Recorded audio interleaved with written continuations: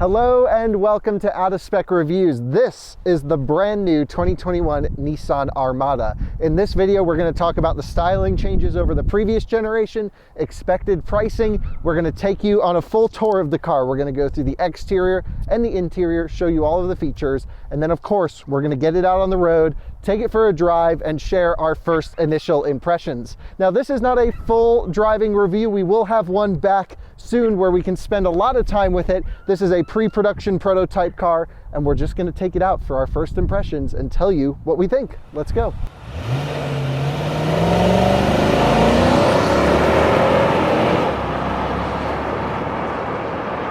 You'll have to forgive us for the barking dog and the harsh sun on this particular shoot. We are working with very limited time and we want to bring you the Nissan Armada. So let's take a look at the front end. This is off the bat the first and biggest styling change to the vehicle. So you'll notice the Nissan badge is the new style of badge, and it almost looks like it's lit up, but it's actually not. It's just a white stripe that goes through the middle. That is pretty neat. You also have the new headlight and running light design over here. So you'll see this will light up when the car is on. Really nice light signature on the front and super bright LED headlights as well. You also have LED fog lights. Also on the front of this car is the Nissan safety shield. So as standard, this car comes with all of the safety driver assistance features. So that would be forward collision warning, rear brake assist, side collision warning, blind spot monitoring, everything that you can imagine comes as standard, and that's such a great thing for Nissan to start doing on their vehicles. This is not the first one we've seen. Now, coming around the side, this particular one falls in the lineup as sort of an upmarket model. This is not a S, this is a SL with the midnight package, I believe. That's what it's called. It has the blacked out badges. Everything is kind of real black on this thing, and it looks great when it's clean. If you haven't yet, go over to our website, outofspecstudios.com, where we have a written first drive as well as a photo gallery when this thing was clean, and oh, it just looks so good. I love the way this car looks. Around the side, you'll see little cameras everywhere. This has a 360-degree camera view that you can see around the car. I'll show you the back seat room in a second. Let's come around to the back end of the car where we have all of the blacked out trims from the midnight pack here. You can see the SL's blacked out, the Nissan, the new Nissan badge, everything. Since we're back here, let's take a look at the trunk space. So, trunk opens really slow, and I'll get into some of my thoughts on this car when we get to drive it. This is just the tour. Back here, come take a look. Come all the way in. You can see 7-seater in this particular configuration because we have the rear captain's chairs. I'll tell you about those in a second. Go try putting those seats down. It goes so fast. Really? Yeah. Okay. Press a button and they just whoosh down. All right, it's locked. Can you unlock it? Sorry, Captain. All right, there we go. Thank you. So you're saying these suckers will just fly down? Yeah. Whoa! Okay, it literally is like an old Tahoe or something. Okay, but they fold almost flat. I mean, aside from this little bump here. I mean, this also goes up, so it works. Yeah, but then this is going to impede any sort of... Like, this is going to hold the weight of any major plank going in here. Oh, look at that Cayenne. It's got flames. Look at that. Holy smokes. First gen Cayenne. Gotta love it. We have underfloor storage here as well. So I can pull this up just a little bit. Nothing much, but something where you can put a few things if needed.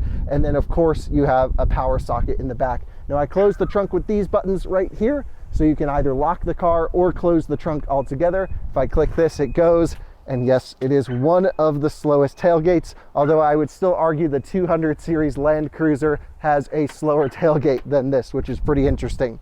And what we need to do is we need to talk about the Armada as a whole.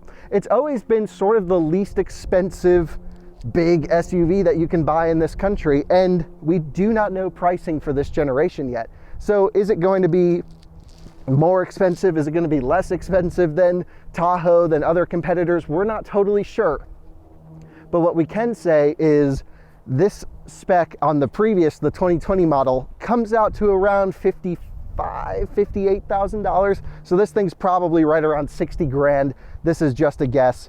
And this is a lot of truck for 60 grand. Not only in features and equipment, but also weight and mass. And you'll see that when we take it out on the road. This is probably one of the last true old school driving SUVs now that the Land Cruiser is going away. This will give you that same feel of go anywhere, four-wheel drive, but it's not soft. I feel like the Tahoes have gotten soft, the Escalades, of course, all on that chassis, the GMT chassis. This is still rugged, this is still rough. I see why people buy these things in Australia, in the Middle East, and take them across the desert, because it just feels like you can't break this thing. It's so cool. I love that go anywhere, do anything vibe that this car gives off, and it really feels that way. Let's go through the interior, and then we'll take it out on the road.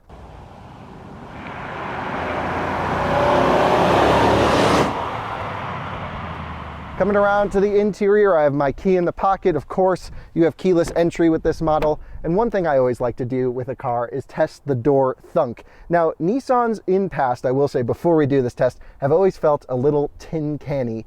Does this have the same vibe as the last Armada? Is it gonna be a solid tank like a G-Wagon? Let's give it a go.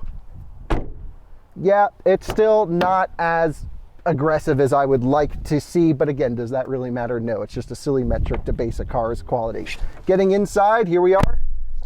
Let's talk about the features. Guys, take a look at this center display here. This whole stack is so much more visually pleasing than the previous generation. The previous generation had that little ledge with the fake wood and the buttons, and it just never looked that nice. This looks nice, and it may actually be the best looking center infotainment system of any of them. Now, we've seen this in the Titan as well. The new Titan gets this, and that makes sense. They're pretty much the same truck underneath. But this is in split screen configuration. You can run it in a full giant configuration. It's all controlled with these buttons and knobs down here. And so you have your cameras, you have everything you can pull up. You can see your surround view. We can direct a movie and change all the views that we want to see, which is so cool. And, you know, it's really a big improvement. Now, it does still have a couple drawbacks, and some of this is like, it will just randomly tell you 30 miles away, there's high gusts of wind. Now, I'm sure there's a setting to turn that off. I never actually went to look for it, but it's so funny. You're driving along in your Armada, and it says, huge gusts of wind 30.2 miles away. Like, it doesn't even tell you in what direction. How is that even helpful? So I thought that was pretty funny. But in terms of usability, you know, this system has Apple CarPlay, it has Android Auto. You just plug your phone in with USB-C or USB-A up here, and that's how you're going to use it. I'm not a big fan of this Nissan infotainment system. It certainly gets the job done. It has good built-in maps and navigation, but Apple CarPlay is just so much slicker and so much nicer. But I am very pleased with this hardware, this display. It's really nice. Then we come down, you can see you have your volumes. This can control the display as well, seeking and track on this, but also left and right buttons. There's kind of like 6 ways to do everything in here. And then of course you have your air vents either side. Pretty good HVAC system. Thing I like about Nissan is pretty interesting. They go higher than almost any other car. They go all the way up to 90. Most cars stop at like 79 or 82. Nissan is overachieving in the HVAC department there. We're going to turn that off. Really good heated seats, of course, and the seats in general, we should talk about their comfort.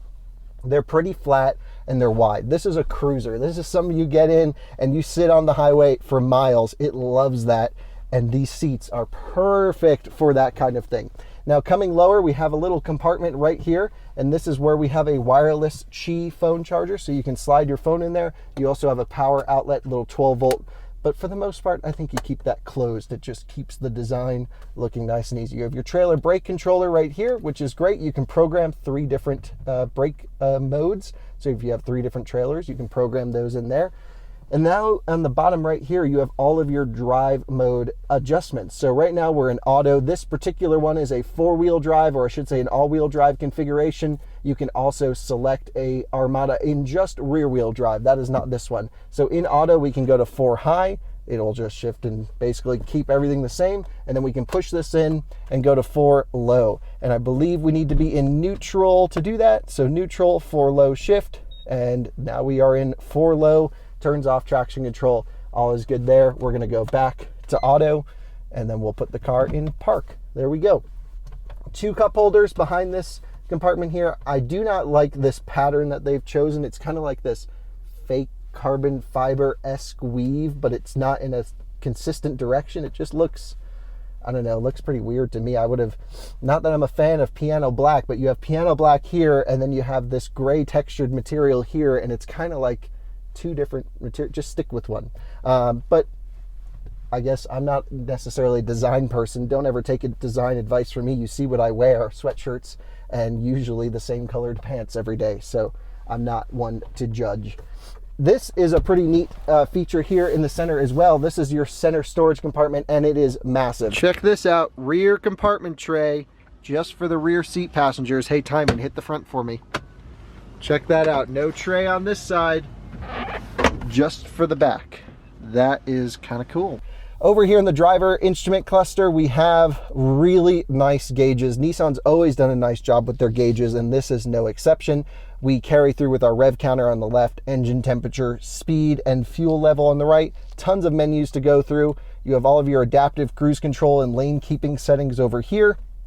And we have all of our music and volume and menu selections on the left side. Everything's extremely intuitive. It's all right here, all with the thumbs width away. Not really sure what more you could ask for. I would say this one does not have the heated steering wheel. The Platinum version will, but this one being an SL, and again for $60,000 estimated, I'd think they'd give it a heated steering wheel, but they don't, unfortunately. We have a manual parking brake down here in the bottom left, and that's kind of the tour of the front seat. It's very, not basic, it's nice, but you kind of don't have to think about anything. There's nothing to set up. You just get in, plug your phone into Apple CarPlay, put it in drive, and go. You don't need to fuss around with modes. Oh, I'm going to put it in snow mode or tow mode. You just drive it in drive, and we'll talk about how that is, because that is the best part about this car, is driving it, I think.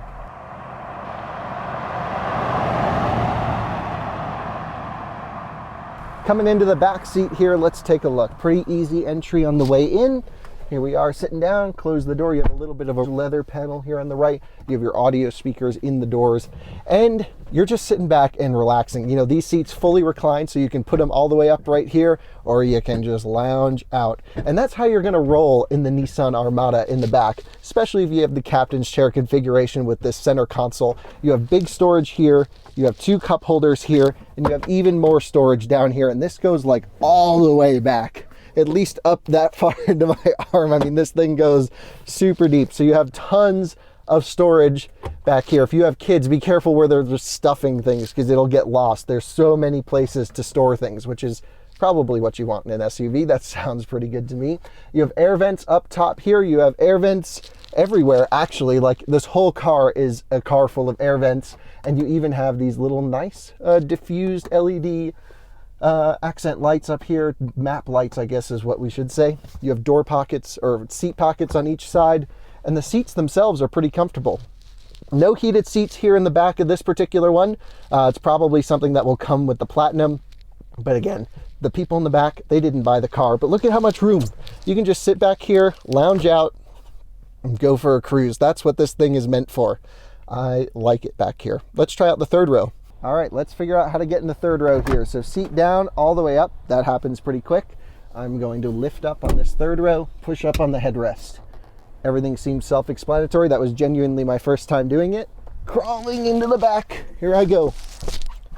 Okay, first off, I fit, but the seat isn't down yet. So let's get this thing down here. This is really meant for kids, I suspect. And I'll pull that back. So I'm back here, and I definitely don't have a lot of headroom or a lot of leg room. Again, I'm 6'1". I'm not the target audience for the third row. But in a pinch, if you have to put probably not 3 wide back here, but 6 people in this one, 7 if you have the bench seat in the middle, you could, no question. It's a full-size SUV feeling, and do wish there was a little bit more legroom. Although I will say, with this captain's arrangement, my knees can at least straddle this seat here on either side. So really not the end of the world, but I wouldn't want to go for long trips back here. So I'm going to pull this little lever up, folds up and out of the way. I'm going to pull these very nice leather wrapped, it's so interesting, they're leather wrapped but plastic grab handles. And we're going to get out of the thing. Here we go. And I'm sure that wasn't so graceful, but I did it, and you can too in a pinch. But really, just put your least favorite kids in the third row, because you don't want to be doing that.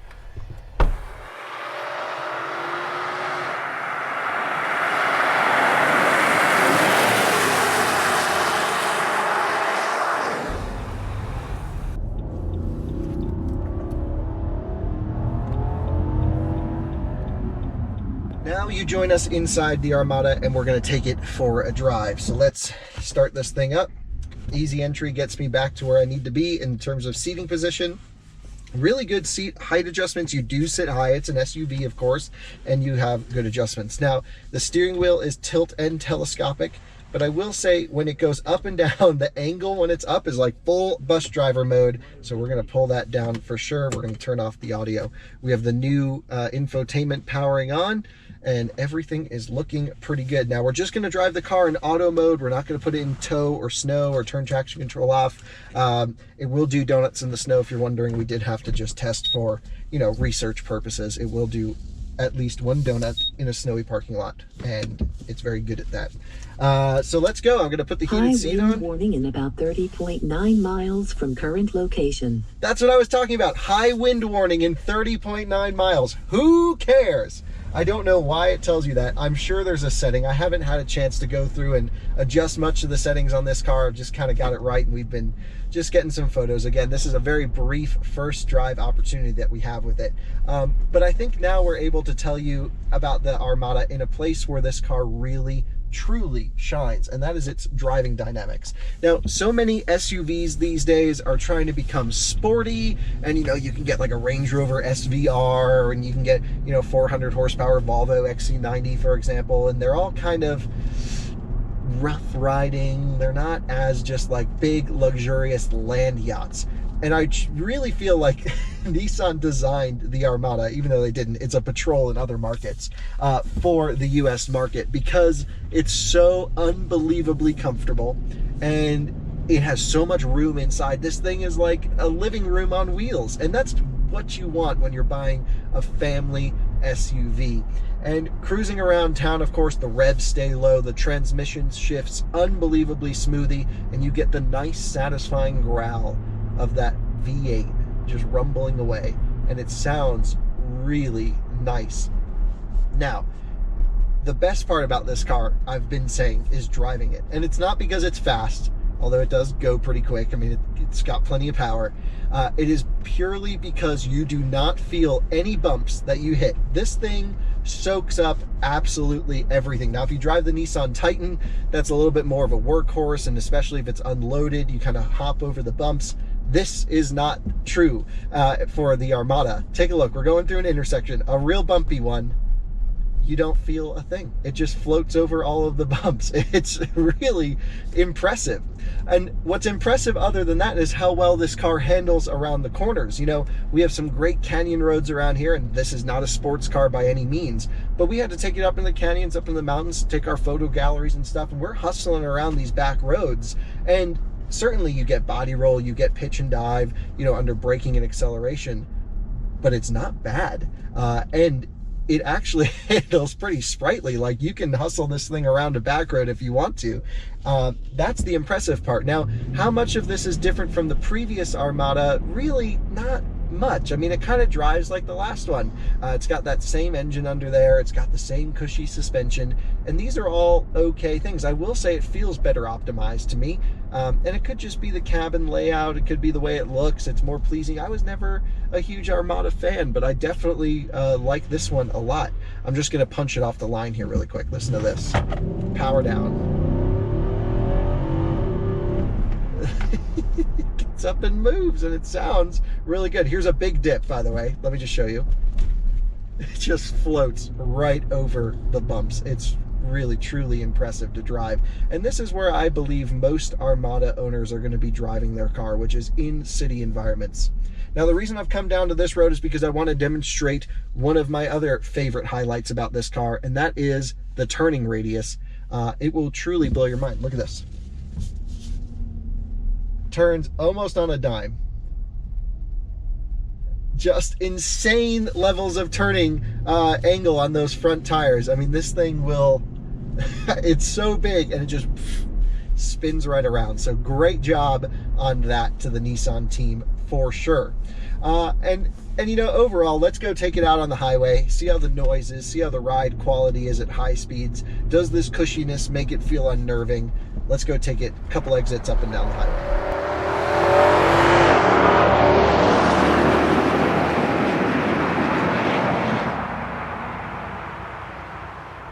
going to do is head towards the highway. We're almost there, and you know, we should talk about what this thing's like to just cruise around in. You know, we did the city stuff, great turning radius, really good throttle control.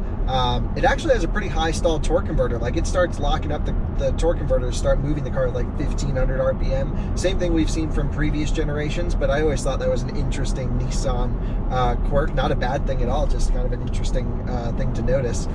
We're cruising along here at 50 miles an hour, and it's just, it's a couch on wheels. It's so comfortable. I have the heated seat on. These seats are not overly complicated. You know, there's just a couple ways, but again, this is the simple SUV. This isn't trying to give you massaging seats with 900 Powerway, you know, everywhere. This is just old school. It's gonna last. Everything's built to be rugged, and it's just it's a floaty car. It's great. Now, I wish we had a chance to take this off-road. We definitely will when we're able to get one for a longer period of time, take it up into the mountains, hit some trails, because this has all the credentials to make for a great trail SUV, and I'm interested to see how it does. I know our friends over at TFL Truck took this exact car off-road just a couple days ago. It's kind of getting rotated around right now, and I'm excited to see how it did compared to the Land Cruiser, the Nissan Titan Pro 4X, and whatever else they brought up there with it. So if you want to see this off-road, go take a look at their video. I'll have it linked in the description below once it is live. So, sitting at a traffic light in drive, there's not a lot of stress on it, just sitting on the torque converter. We're going to move forwards again, 1500 RPMs. It starts to kick up, and now we get to listen to that V8 when we merge onto the highway. I'm very excited for that. You know, part of the thing is, when you have an engine that sounds so good, being me, you just naturally want to get deeper into the throttle and listen to how nice that sounds. Now, you can also manually shift this car, so you can pull the shifter to the left, you pull back for downshifts, you push up for upshifts, and I think this engine sounds best between 2500 and 4000 RPM, not at wide open throttle, but about 3/4, just where you're starting to work it a little bit. It's got a real nice shove down there, good torque curve, and it sounds pretty meaty for sure. So let's let this Volkswagen go through, and I'll show you what I'm talking about on the on-ramp here. So, merging on, upshift into second, we're gonna give it the beats, 2500, 3000. Right there, that shift is crisp too. Sounds really nice. And then of course, if you really want to wring this thing all the way out, you just throw it in drive, foot down.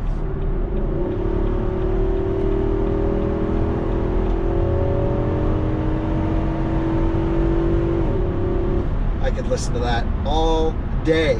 That has got to be one of the best sounding V8s ever.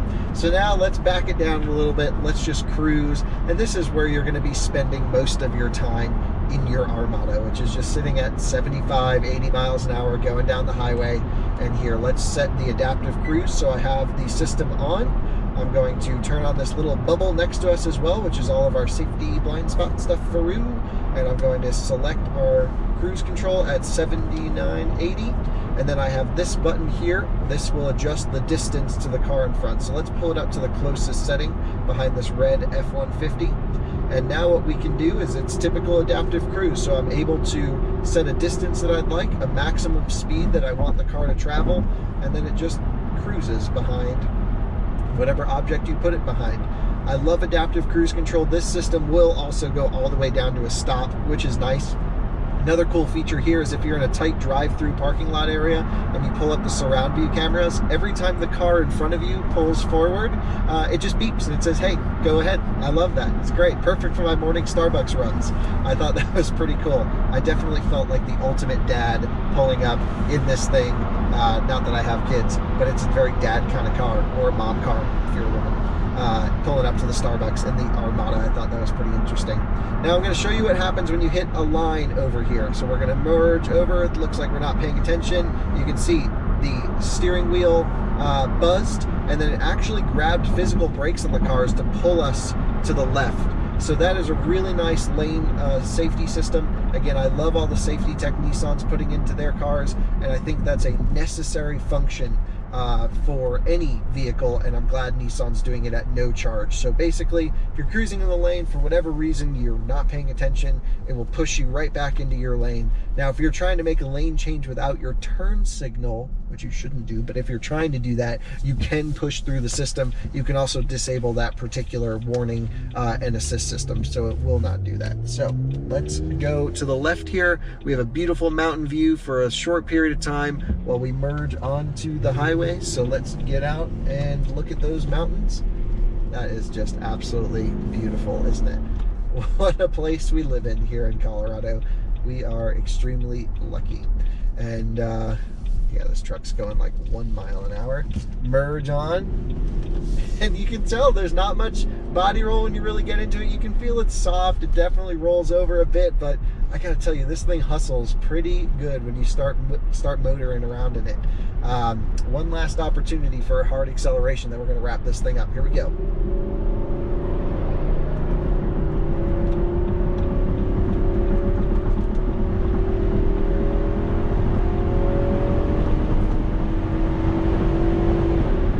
Man, it just sounds so good, and it's got so much intake noise too. And you may question, like, why do you want a meaty sounding V8 in a truck and SUV? And my argument is, why wouldn't you? Why wouldn't you want a car that sounds amazing? There is, you know, all of these cars are going turbocharged, more efficient. Certainly, I'm all for efficient. I love electric cars. You guys know me. But you just can't beat a good sounding V8 like this, can you? Real nice and meaty. So, Nissan Armada, let's talk about it. It is really the last old school SUV. Now, if you go back and review our Land Cruiser Heritage Edition review, I said that about that car. But this really falls into the same category as well. This is a body on frame. It is basically a pickup truck. It drives like a truck. It feels like a truck, but it's comfortable. And that is exactly what some people will be looking for. And you just can't find the same feeling of go anywhere, do anything in some of these newer unibody vehicles. This is truly special. It'll be sad when these are no longer on the roads, because I gotta say, Nissan has done the American land yacht better than the Americans are doing right now. They're definitely making this comfortable. Also, nice job on the vanity mirrors. Those are pretty big, and not the sunshades, not the vanity mirrors. Let's merge out over here and cruise along. This is just a great daily. It's an awesome car. I gotta say, I'm a big fan. I like it. It's won me over. I came into it with relatively low expectations, and I'm truly blown away by how well this car drives, how well it sounds, how well it feels, how useful it is. You can tow 8,500 pounds with it. It just seems like a great all-around car. Can't wait to spend more time with one to give you a full review. This is just our first look and a first drive, and I gotta say, they knocked it out of the park. Those few little tweaks from the last gen really won me over. We'll see you on the next one. Bye-bye.